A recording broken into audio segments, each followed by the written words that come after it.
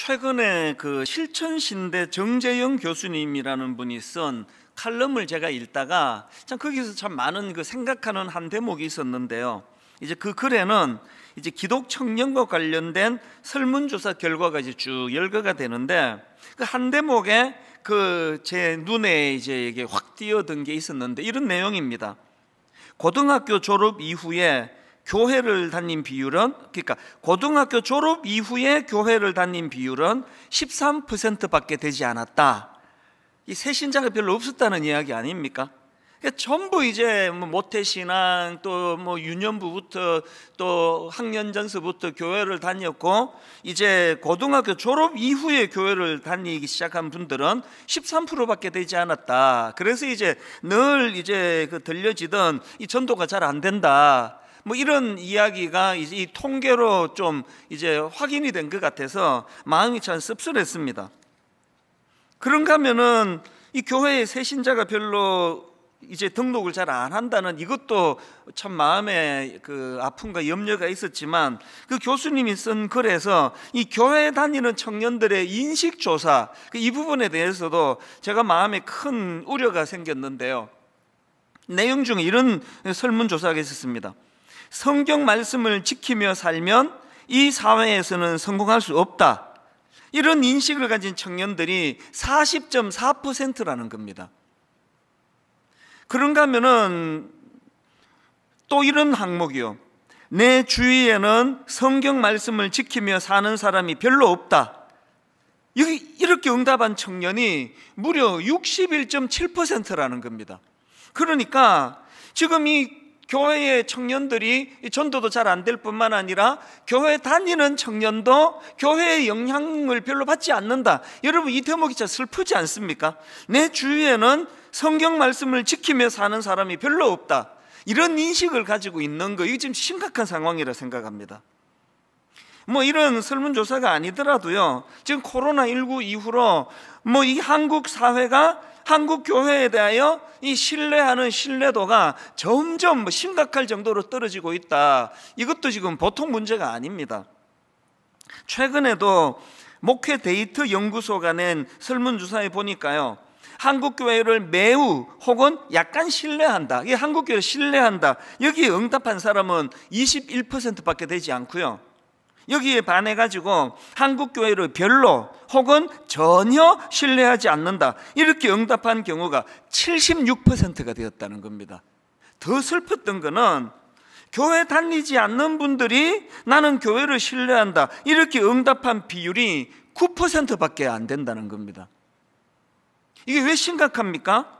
우리 모두는 사명이 있잖아요. 악한 이 시대에, 어두운 이 시대에 우리는 빛의 역할, 소금의 역할을 감당하고 그 역할을 통해서 예수 그리스도를 증거해야 되는 책임이 있는데, 아니 지금 세상 사람들이 교회는 맛있는 소금이다, 교회가 더 썩었다, 교회 때문에 골치가 아프다, 이렇게 생각하는 사람들이, 그래서 나는 교회를 신뢰한다고 그렇게 대답한 대답이 100명에 9명밖에 되지 않는 이런 상태라면 이거 방치할 수 없는 거 아닙니까? 방치해 두기가 어려운 거 아닙니까?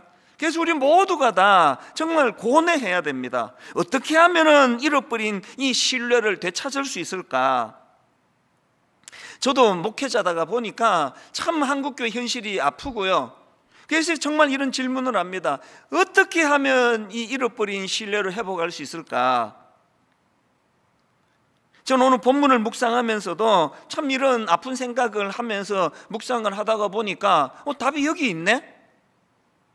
오늘 본문 말씀 속에 여러분 우리가 어떻게 하면은 잃어버린 이 신뢰를 되찾을 수 있을까에 대한 답이 본문에 있는 걸 저는 발견합니다. 그거는 본문에서 이 두 균형을 제가 발견하는데 이 두 균형을 회복하면 된다. 첫 번째 균형은 지난주 다루었습니다. 오늘 본문 마가복음 3장 14절에 나오는 자기와 함께 있게 하시고, 이걸 경험하는 겁니다. 이에 12를 세우셨으니 이는 자기와 함께 있게 하시고, 그래서 우리는 늘 그냥 교회 다니는 게 아니라, 우리 청년들이 말하잖아요. 교회를 둘러봐도 그냥 존경할 만한 사람 별로 없고, 이게 성경대로 사는 사람 별로 없고, 청년들이 그렇게 대답하는 현실이라면 사람 보지 아니하고 예수 그리스도를 보는 겁니다. 예수 그리스도를 묵상하는 겁니다. 예수 그리스도, 그분이 자기와 함께 있게 하시고 이 신비로운 그리스도의 임재를 우리가 경험하려고 온 마음을 다 쏟아야 된다는 겁니다. 그래서 우리가 지난주에 함께 불렀던 찬양처럼 우리 서로 받은 그 기쁨은 알 사람이 없도다. 신비 아닙니까? 말로 설명이 안 되는 거 아닙니까? 새벽마다 찾아와 주시는 그 은혜에 대한 감격을 말로 다 설명하기 어려운 거 아닙니까? 이 그리스도의 임재, 이 신비를 경험하는 게 진짜 중요한 대안, 첫 번째 대안이에요. 그런가 하면은 두 번째 균형이 뭐냐면은 바로 그 다음에 나오는 또 보내사의 정신을 회복하는 겁니다. 14절을 다시 한번 보십시오. 이에 12를 세우셨으니 이는 자기와 함께 있게 하시고, 그렇게 끝나는 거 아닙니다. 그렇게 만족하고 끝나는 게 아니라 자기와 함께 있게 하시고의 신비로운 은혜를 경험했다면 바로 그 다음에 나오는 또 보내사. 우리는 항상 이 두 균형을 받아요. 오늘 여러분 유난히 은혜가 되세요? 은혜가 되는 순간 기억해야 돼. 뭐 해야 되지? 나는 어떤 사명을 감당해야 되지? 이게 또 보내사예요. 지난주 우리가 불렀던 찬송가 442장 3절의 정신이 그거 아닙니까? 밤 깊도록 동산 안에 주와 함께 있으려 하나. 너무너무 좋아요. 막 요즘에 제가 새벽을 누리듯이 너무너무난 새벽이 좋아요. 그런데 여러분, 밤 깊도록 동산 안에 주와 함께 있으려 하나. 그러나 괴로운 세상에 할 일 많아서 날 가라 명하신다. 이게 또 보내사 아닙니까? 또 보내사. 새벽마다 제가 하나님 앞에 풍성한 은혜를 누리고 있고 그것에 감격하고 있다면, 그것이 반드시 우리 젊은 부교육자들에게, 우리 순장님들에게, 주일날 만나는 수많은 성도님들에게 그 충만한 하나님 임재의 은혜의 기쁨을 우리 성도님들이 누리도록 해야 제 새벽의 은혜가 그게 진짜라는 겁니다. 이게 또 보내사예요. 여러분, 이 한국 교회가 이렇게 신뢰를 잃고 있는 거 이대로 그냥 두시렵니까? 이거 방치하시렵니까? 믿는 우리가 어떻게 해서든 이 신뢰를 회복하기 위하여 밤 깊도록 주님과의 교제, 이런 새벽에 주님의 임재의 기쁨을 누리는 이 기쁨, 자기와 함께 있게 하시고 이거 반드시 은혜로 누리셔야 되고, 그런가 하면 늘 거기만 머무는 분들 이제 일어나세요. 그리고는 또 보내사, 이 사명의 자리로 나가셔야 한다는 겁니다. 왜 우리가 이 또 보내사가 먼저 나오면 안 되느냐? 이 또 보내사가 먼저 나오면 안 되고 자기와 함께 있게 하시고, 사실은요, 자기와 함께 있게 하시고는 지난주 살펴본 포인트로는 참 우리 인간을 향한 주님의 사랑의 관점으로 봤지만 이걸 훈련의 관점으로 보셔야 됩니다. 왜? 자기와 함께 있게 하시고 그 다음에 또 보내사가 있기 때문에. 자기와 함께 있게 하시고는 정말 주님 닮은 아름다운 성화를 통해서 이 사명을 감당하기 때문에, 자기와 함께 있게 하시가 없고 또 보내사가 먼저면 100% 실족합니다. 우리가 갖고 있는 그 재료 갖고 뭐 선한 일을 만들겠습니까? 저는 설교하는 목사 입장에서 로이드 존스 목사님이 쓰신 책입니다. 설교와 설교자, 이 책에 대해서 전 종종 저는 이 책을 들여다보면서 저를 점검하는데요, 그 책에 보면은요, 이 진정한 설교라면 꼭 갖추어야 될 몇 가지 특징들을 적어놓은 대목이 나오는데, 그 중에 여러분, 이 진정한 설교의 첫 번째 요소로 꼽는 게 뭔지 아십니까? 설교자의 인격이랍니다. 이걸 설명하면서 그 책에서 필립스 브룩스의 말을 인용하는데 이런 표현을 제가 발견했습니다. 인격을 통과한 진리. 이게 얼마나 제게 자극이 되고 도전이 된지 모릅니다. 목사의 입술만 통과하는 진리, 그거 아니래요. 목사의 인격을 통과한 진리래요. 그리고 이 설교가 진짜 하나님이 기뻐하시는 설교가 되기 위하여 첫 번째 갖추어야 되는 게 그 설교하는 그 목사의 인격이 가장 중요하다는 겁니다. 이게 부들부들 떨리는 이야기 아닙니까? 이런 면에서 저는 빌립보서 2장 5절 너희 안에 이 마음을 품으라 곧 그리스도 예수의 마음이니, 저 같은 목회자뿐만 아니고요, 모든 성도님들이 이 실추당한 한국교회를 회복하기 위해서는 여러분이 그리스도를 닮은, 그래서 자기와 함께 있게 하시고를 통하여 정말 은혜를 누리고 변화되기 원합니다. 주님 닮아가기 원합니다. 그래서 제가 오늘 설교 제목을 예수님 닮은 삶을 위한 훈련 이렇게 잡은 겁니다. 이걸 가지고 제가 묵상을 하다가 보니까 여러분 예수님을 닮아가는 그런 삶을 추구하는 사람이라면 세 가지 목표를 가져야 된다는 겁니다. 예수님을 닮아가는 삶의 세 가지 목표가 뭐냐? 첫째, 예수님의 인격 닮아가기예요. 예수님의 인격 닮기. 그 아리스토텔레스가 쓴 수사학이라는 이 책이 있는데요, 그 수사학이 뭐냐?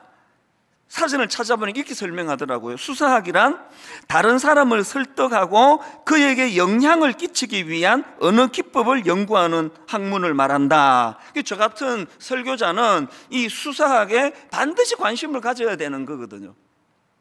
아리스토텔레스의 수사학이라는 책에 보면은 이제 그 다른 사람을 잘 설득하기 위한 세 가지 용어를 설명하는데요, 여러분 사람을 잘 설득하고 싶습니까? 이 세 가지 용어를 알아두셔야 됩니다. 첫 번째 용어가 뭐냐? 로고스입니다. 로고스. 로고스는 한마디로 말하면 논리, 논증. 그러니까 그 상대방을 설득하려면 내용물이 있어야 되잖아요. 이 목사가 이 놀라운 하나님의 말씀을 잘 설교하려면 뭐 딴 거 없습니다. 준비 많이 해야 돼요. 내용이 풍성하도록 논리. 이게 뭐 준비를 안 해가지고 막 횡설수설하고 이렇게 하면 곤란한 거 아닙니까? 그래서 단에 올라오기 1분 전까지 다듬고 또 다듬고 전체 흐름을 보고, 하나님 오늘 제가 이 논리를 펴나갈 때 성령님 제 입술에 개입해 주시기를 원합니다. 너무너무 사모하는 거거든요. 사람을 설득하려면 논리가 필요하다, 로고스가 필요하다. 그리고 두 번째가 뭐냐? 파토스. 사람을 설득하기 위해서 파토스라는 요소가 있다는 겁니다. 파토스를 한마디로 말하면 마음에 와닿게 설득했는가, 이렇게 보시면 됩니다. 이거를 뭐 수사학적으로 여러 갈래로 설명할 수 있지만 뭐 간단하게 이렇게 설명할 수 있습니다. 제가 막 오늘 막 엄청나게 밤새워가지고 준비했는데 이 설교를 하는데 한 5분 지나니까 다 주무세요. 그 내용이 아무리 좋으면 뭐합니까? 그러니까 여기서 말하는 이 파토스라는 거는 그 내용을 마음에 와닿게 설득하는 요소라는 거거든요. 그런가 하면은 사람을 설득하는 세 번째 요소가 에토스인데요, 에토스는 한마디로 말하면 말하는 그 사람의 됨됨입니다. 말하는 그 사람의 성품이에요. 아리스토텔레스는요, 이 세 가지 로고스, 파토스, 에토스 중에서 그 말하는 사람의 성품을 말하는 에토스가 가장 중요하다고 그렇게 이야기를 합니다. 아리스토텔레스 같은 대단한 분이 아니라도 우리 다 알잖아요. 누가 말하느냐에 따라서 그래서 한번 그 사기 당해본 적이 있는 그 사람이 말을 잘하면 잘할수록 더 심하잖아요. 이 현란한 말로 나를 또 속이려고 그러는구나. 여러분, 아까 제가 말씀드렸던 로이드 존스 목사님이 쓴 설교와 설교자에서 진정한 설교가 갖춘 첫 번째 요소가 설교자의 인격이라고 그렇게 꼽는 이유를 아시겠죠? 설교하는 그 목회자가 어떤 인격을 가졌나, 어느 정도 신뢰를 얻고 있나. 그래서 저는 우리 교회 부교역자들에게 진짜 눈물로 호소합니다. 흠잡히지 않도록 정말 성도님을 온전히 사랑하는 그 마음을 회복해야 된다. 성도들에 대한 사랑하는 마음 하나도 없이 나와가지고 청산유수처럼 설교하면 그것 때문에 성도들은 은혜를 받는 게 아니라 시험에 드는 거거든요. 설교를 잘하면 잘할수록 하나님 아버지 에토스, 그 설교를 하는 저의 인격이 주님 닮아가기 원합니다. 리더의 7가지 언어, 이런 제목의 책이 있는데 이 책에서도 똑같은 걸 강조합니다. 이 책에 보면은요, 리더들이 되려면 리더들이 가져야 될 언어 특성 7가지를 회복해야 된다는데, 예를 들면 이런 겁니다. 자기 철학의 언어가 있어야 된다. 이 자기 철학의 언어가 뭐냐? 아무리 청산유수처럼 말을 잘하는데 그게 자기 생각이 아니고 베낀 거예요.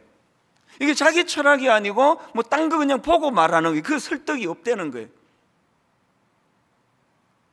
제가 설교할 때 그 무슨 막 슈바이츠 이야기 뭐 거의 안 하잖아요. 슈바이츠 이야기를 왜 합니까? 설교는 자기를 통과한 복음을 전하는 거거든요. 지난 한 주간 저를 통과한 예수님의 은혜를 전해야 그것이 힘이 있다고 저는 그렇게 생각하는데, 이 책에서 그거를 뒷받침해 줘서 다시 한번 확신하게 됐습니다. 자기 철학의 언어. 이런 식으로 이제 6가지 언어를 쭉 열거하고 맨 마지막에 나오는 게 은행일치의 언어라는 거예요. 근데 그 저자가 하는 말이 왜 이게 마지막 7번째에 들어가느냐, 은행일치라는 게 왜 7번째에 들어가느냐, 이게 리더십의 완성이기 때문에 그렇대요. 앞에 6개를 다 갖추어도 은행일치가 안 되는 지도자라면 그 언어는 실패했다는 겁니다. 다 같은 이야기 아닙니까? 여러분, 우리가 예수님을 신뢰하는 이유가 어디 있습니까? 예수님이 3년 동안에 그냥 온 세상을 뒤집어 놓는 현란한 로고스를 가지고 현란한 설교를 하고 다 하셨는데, 그러고 끝나는 게 아니라 예수 그리스도는 십자가를 통하여, 그리고 자기 사람을 사랑하시되 끝까지 사랑하신다고 말씀하셨던 그게 부활하신 직후의 그의 행동을 통해 나타나잖아요. 주님을 배신했던 그 제자들을 가장 먼저 찾으시는 그런 삶을 통하여 그분의 말이 증명이 되니까 우리가 주님을 신뢰하는 거 아닙니까? 정말 한국교회가 회복되기를 원하시면 예수 믿는 저와 여러분이 그 예수 그리스도의 인격을 닮아가려 몸부림치는, 그것을 구하는 그런 역사를 우리가 구해야 된다는 겁니다. 그런가 하면은 두 번째로 예수님을 닮아가는 삶을 가진 사람의 두 번째 목표가 뭐냐? 예수님의 권위를 닮아가요. 예수님의 권위. 15절입니다. 귀신을 내쫓는 권능도 가지게 하려 하심이로라. 여기 나오는 권능은 헬라어로 엑수시아라는 단어인데요, 이 권능으로 번역하기보다는 권위로 번역하는 게 더 정확합니다. 제가 전에 마태복음 1장 설교하면서 마가복음 1장 설교하면서 마가복음 1장 22절을 언급했던 거 기억하실 텐데요, 뭇 사람이 그의 교훈에 논란이, 지금 예수님을 두고 논라는 겁니다. 뭇 사람이 그의 교훈에 논란이, 이는 그가 가르치는 것이 권위 있는 자와 같고, 여기 있는 권위 있는 자 할 때 권위가 엑수시아예요. 그러니까 지금 이 한국교회가 권위를 잃어버린 거예요. 이 교회가 힘을 하나도 쓰지 못하는 거, 코로나19고 뭐고 교회가 아무런 힘을 쓰지 못하는 건 교회에 권위가 없는 겁니다. 자녀 교육하는데요, 부모님들이 엄청나게 많은 말을 하시는데 거기에 말에 권위가 없는 거예요. 말 줄이셔야 돼요. 요즘에 제가 난 말이 너무 많아, 요새 그 생각을 계속 합니다. 특히 우리 부교육자들한테 난 말이 너무 많아요. 이 새벽에 묵상을 하면 요 근래에 이번 주에 계속 성령님이 제 마음에 내 말이 너무 많은 걸 자꾸 깨우쳐 주세요. 말 줄여야 된다고. 말 많이 하는 게 중요한 게 아니라 그 말의 권위가 중요하거든요. 예수 믿는 사람은 말 많이 하는 사람이 아니라 몇 마디 하더라도 말의 권위가 있는 거예요. 말의 권위. 오늘 여기 어머니들 말 줄이시기 바랍니다. 말을 줄이고 그 말에 주님의 권위, 이 권위, 그 예수 믿는 사람이 반드시 회복해야 되는 게 이게 바로 주님의 엑수시아, 이 권위를 회복해야 되는데, 이런 의미에서 저는 오늘 본문에 나오는 이 엑수시아라는 권위라는 이 말과 관련해서 3가지로 제가 한번 정리를 해봤는데요, 첫 번째, 여러분이 성경이 말하는 엑수시아, 이 권위는요, 예수 그리스도의 엑수시아를 의지할 때만 나타나는 권위라는 겁니다. 자, 이게 무슨 말이냐? 자, 마가복음 9장 17절 18절입니다. 무리 중에 하나가 대답하되 선생님, 말 못하게 귀신 들린 내 아들을 선생님께 데려왔나이다. 귀신이 어디서든지 그를 잡으면 거꾸러져 거품을 흘리며 이를 갈며 그리고 파리해지는지라 내가 선생님의 제자들에게 데리고 내쫓아 달라 하였으나 그들이 능히 하지 못하더이다. 아니, 예수님이 그 제자들에게 이 바로 귀신을 내쫓는 권위를 부여해 주신다고 했는데 왜 귀신을 못 내쫓는 겁니까? 여기에 대조되는 말씀이 누가복음 10장 17절입니다. 70인이 기뻐하며 돌아와 이르되 주여 주의 이름이면 귀신들도 우리에게 항복하더이다. 이 차이를 아시겠죠? 지금 예수님이 변화산에 가고 계시지 않으니까 그 제자들이 그 주님의 영향을 못 받는 거예요. 그러니까 능히 고치지 못하더이다. 그런데 여러분이 누가복음 10장에서는 주의 이름이면 귀신들도 우리에게 항복하더이다. 부탁합니다. 눈에 보이는 단임 목사만 의지해 가지고는 이 놀라운 영적인 권위가 회복되지 않습니다. 눈에 보이는 이찬순 목사는 아무것도 아니에요.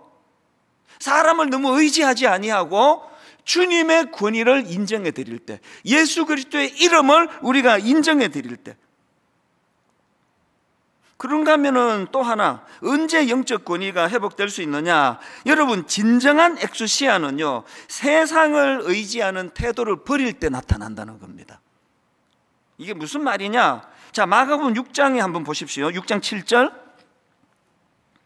12제자를 부르사 둘씩 보내시며 더러운 귀신을 제어하는 권능을 주시고, 여기 나오는 권능도 엑수시아예요. 예수님이 제자들에게, 지금 복음 전하러 가는 제자들에게 이 엑수시아를 주시는데, 이 엑수시아를 주시면서 뭘 당부하느냐? 8절 9절입니다. 명하시되 여행을 위하여 지팡이 외에는 양식이나 배낭이나 전대의 돈이나 아무것도 가지지 말며 신만 신고 두벌 옷도 입지 말라 하시고, 지금 예수님이 지금 엑수시아 권능을 주시면서 뭘 강조합니까? 다른 거 의지하지 말라는 거 아닙니까? 오늘 한국교회가, 저 같은 목회자가, 수많은 크리스찬들이 왜 이 세상에 영향력 없는 마디른 소금이 됐다고 비난을 받느냐? 왜 우리에게 이 권위가 사라졌느냐? 왜 사라졌느냐고요? 이 말씀을 지금 우리가 순종하지 않는 거거든요. 요한 후이징가가 한 말이 이렇습니다. 우리는 무엇인가 사로잡힌 세상에 살고 있다. 우리는 무엇인가 사로잡힌 세상에 살고 있다. 또한 우리는 이 사실을 알고 있다. 여러분, 이 세상에서 무엇인가에 사로잡혀 살아야 되는 게 우리 이 땅의 삶이라면, 여러분은 지금 무엇에 사로잡혀 있습니까? 돈 아닙니까? 세상의 물질? 세상의 어떤 그 권력?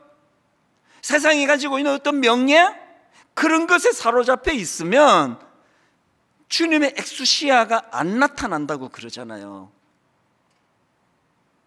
여러분, 사도행전 3장에서 베드로가 보여준 모범이 뭡니까? 지금 그 장애인이, 참 구구라는 그 장애인이 손을 내밀 때 뭐라고 이야기합니까? 은과 금은 내게 없거니와, 은과 금은 내게 없거니와 내게 있는 것으로 너에게 주는데 나사렛 예수 그리스도의 이름으로 걸으라는 거예요. 여러분, 은과 금은 내게 없거니와, 이게 뭘 의미합니까? 나는 은과 금을 추구하는 대신에, 나는 은과 금을 의지하는 대신에 나사렛 예수 그리스도를 의지한다. 그분의 엑수시아, 그분의 권위를 의지한다. 그랬더니 거기에 기적이 일어나는 거 아닙니까? 오늘날 교회에 이런 기적이 왜 잘 안 일어나느냐고요? 오늘 교회가 은이 너무 많은 거 아닙니까? 교회에 지금 금이 막 너무 많은 거 아닙니까? 막 교회에 막 유력한 사람들이 너무 많아가지고 막 주님을 의지하기보다 전화 한 통화 하면 되는 거 아닙니까? 이것 좀 도와줄 수 있느냐고. 물론 인간의 도움도 청해야 되지만 우리가 추구해야 되는 건 은과 금이 아니라 예수 그리스도의 이름, 우리는 거기에 사로잡힌 존재라는 걸 세상에 드러낼 때 거기에 능력이 나타나는 줄 믿습니다.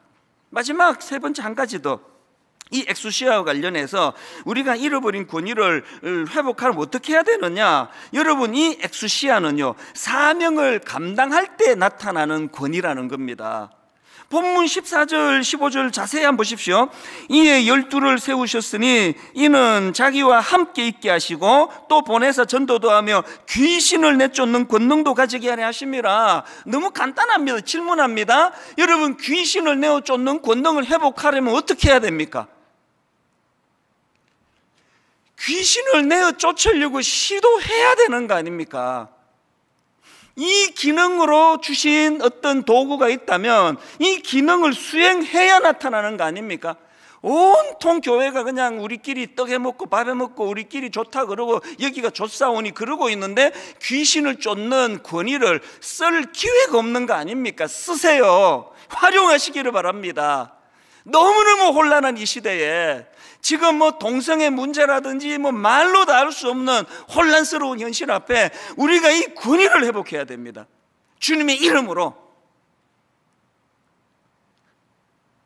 오늘 은혜 많이 받으시기 바랍니다. 그리고 내일부터 회사에 가서 가정의 자녀 교육할 때 이 귀신을 내쫓는 권위를 사용하시기를 바랍니다. 사용하는 그 현장에서 그리스도의 권위가 회복될 줄로 믿습니다. 마지막 세 번째로요, 예수님을 닮아가는 사람의 세 번째 목표가 뭐냐? 예수님의 섬김 닮아가기입니다.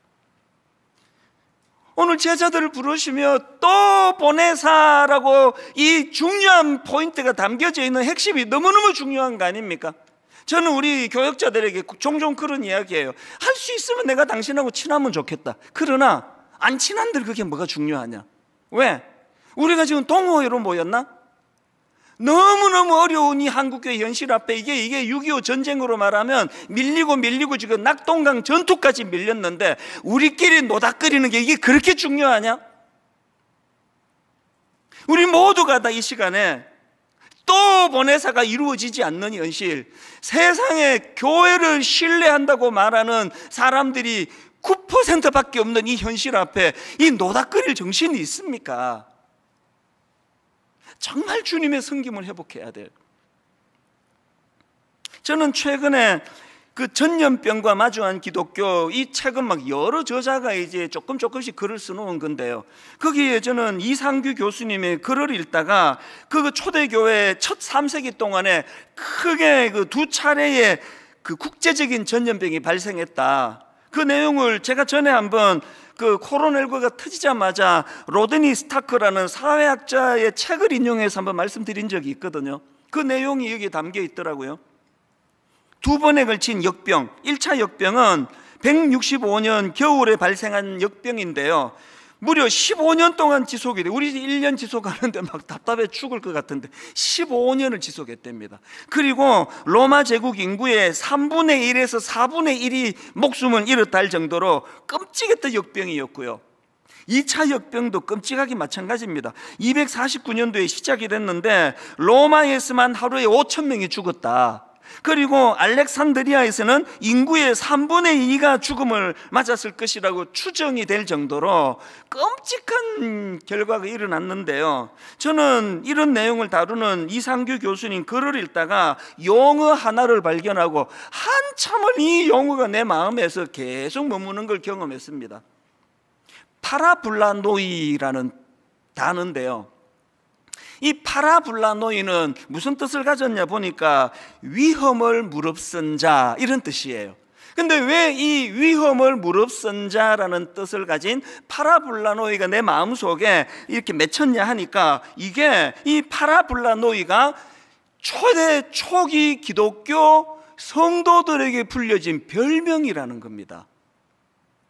아니 왜 예수 믿는 초기 성도들이 이런 별명을 받았느냐 하니까요, 그들은 그 당시 역병이 엄청 막 사람을 죽이고 그럴 때 이 감염의 위험을 무릅쓰고 역병에 걸려 죽어가는 수많은 사람들을 목숨 걸고 간호하는 이런 일을 행했기 때문에 그 크리스찬의 별명이 위험을 무릅쓴 자라는 뜻을 가진 파라블라노이라는 겁니다.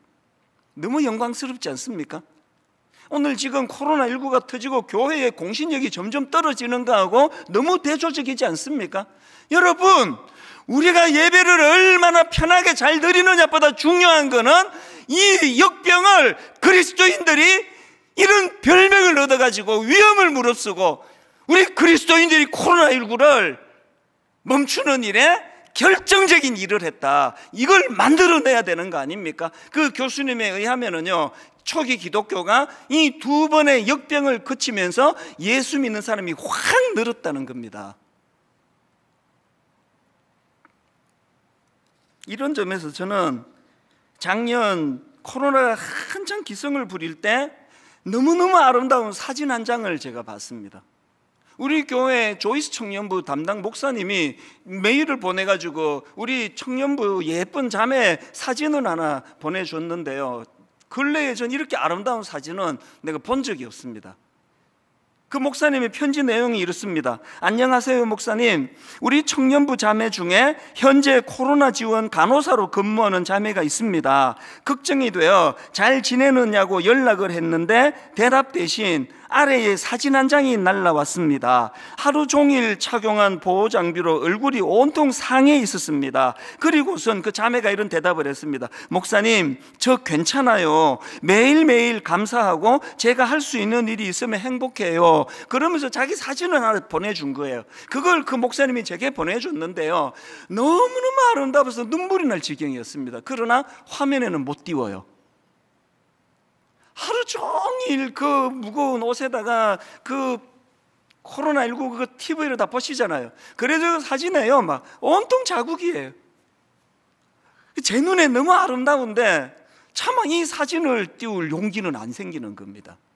여러분, 이게 위험을 무릅쓴 자 이런 뜻을 가진 파라볼라노이 아닙니까? 우리 교회 이 젊은 청년은 파라볼라노이라는 별명을 듣기에 합당한 자매 아닙니까?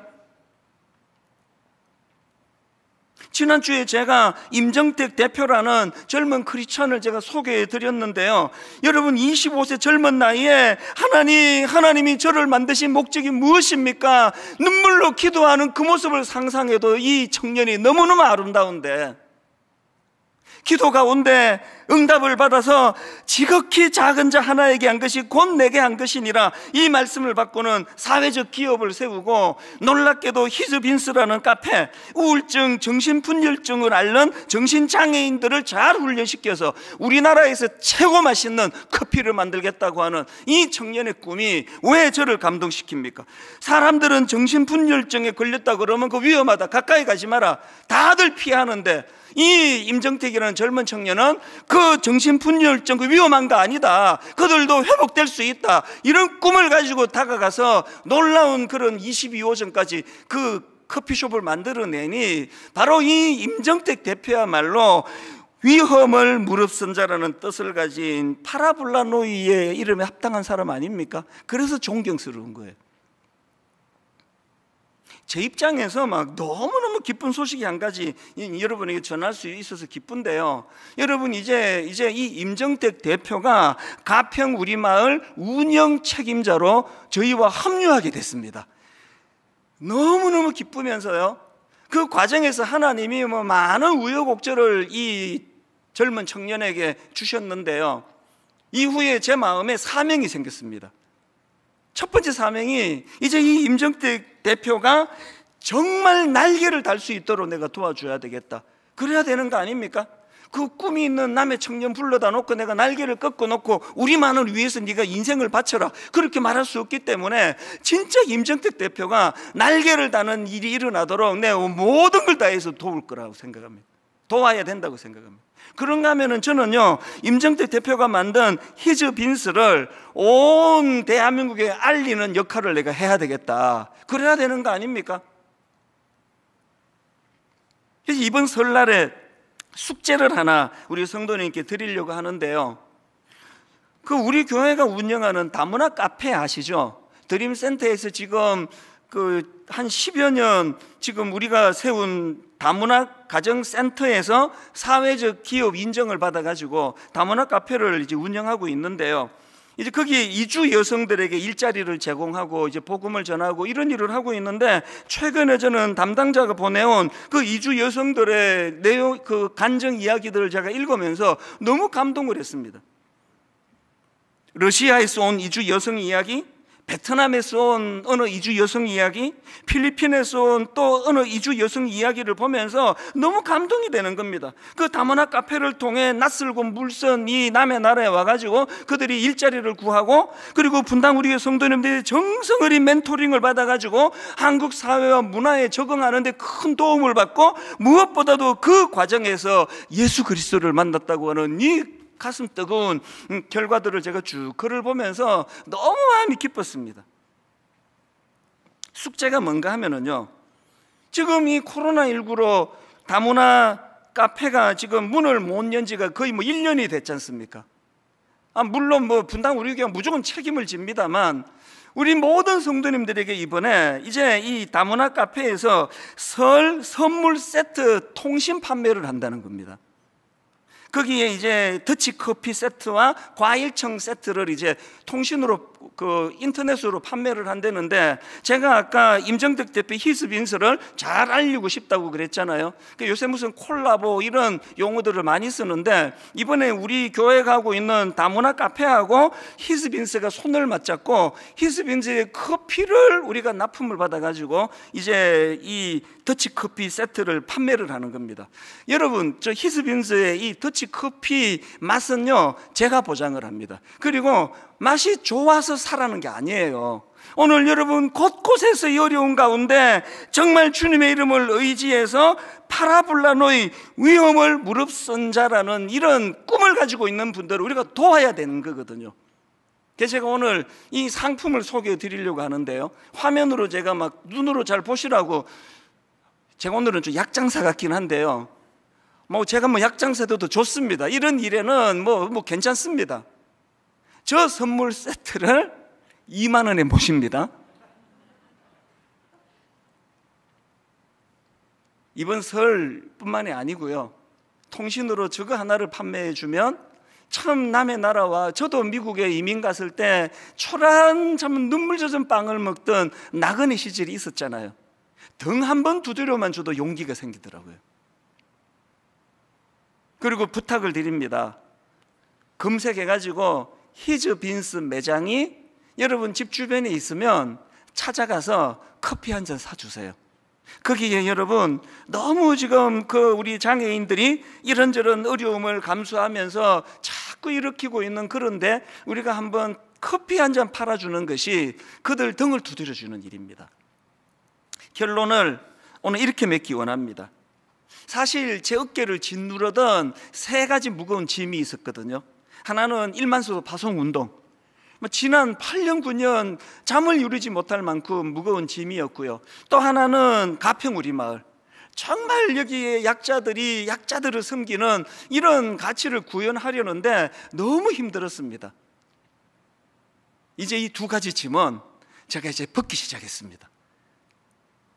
1만소도 파송운동, 성도님들의 기도가 이제 막 제 귀에 들리기 시작하고요, 무엇보다도 30명의 예비 단임 목사님들 모임을 가지면 가질수록 춤을 통해서 그들의 마음의 그 뜨거움이 전달이 되기 때문에 이제 제가 좀 안심하기 시작했고요.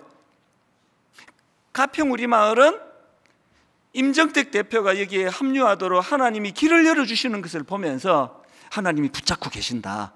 이제 내가 그거 생각하면 발 뻗고 잠이 와요. 남은 숙제가 하나 있습니다. 드림센터를 사회에 환원하기로 했는데 2년 남았습니다. 저 드림센터를, 성도님들의 피 같은 헌금으로 구입한 드림센터를 누구에게 이게 기증을 하고 환원을 했더니 막 파리만 날리고 있다. 그건 제가 죄를 짓는 거 아닙니까? 그래서 저는 이제 오늘부터 여러분 함께 기도 부탁을 드립니다. 하나님, 저 드림센터가 진실로 다음 세대 젊은이들을 살리고 청소년들을 살리는 도구가 되게 하여 주시기 원합니다. 저곳에서 4가지 기둥을 말씀드렸잖아요. 목회자 청년, 크리스찬 청년, 난크리스찬 청년, 장애인 청년, 그들이 저곳에서 꿈을 꾸고 그들이 거기에서 치유와 회복이 일어날 수 있도록 우리가 기도하면 일어난다고 믿습니다. 가평우리마을 임정택 대표가 합류하게 된다고 꿈이나 꿨겠습니까? 가평우리마을 세상의 이랜드라는 고마운 기업이 거기에 전문가 직원 2명이나 파송을 해서 아무런 대가도 없이 지금 전적으로 우리를 도와주는 일이 생길 줄 어떻게 알았냐고요. 기도하면 하나님이 사람을 붙여주십니다. 오늘의 결론은 여러분, 예수님의 인격 닮아가기, 예수님의 권위 닮아가기, 예수님의 섬김 닮아가기, 이 모든 주님 닮아가는 역사가 일어나기 위하여 자기와 함께 있게 하시고, 아버지 이 은혜를 저와 우리 자녀들에게 허락해 주시기 원합니다. 그래서 오늘 주님이 함께 하시는 자들이 누리는 평안을 노래하고 싶은데요, 찬송가 412장입니다. 내 영혼의 극히 깊은 데서 맑은 가락이 울려나네. 평화 평화로다. 누가 주시는 평화입니까? 하늘 위에서 내려오네.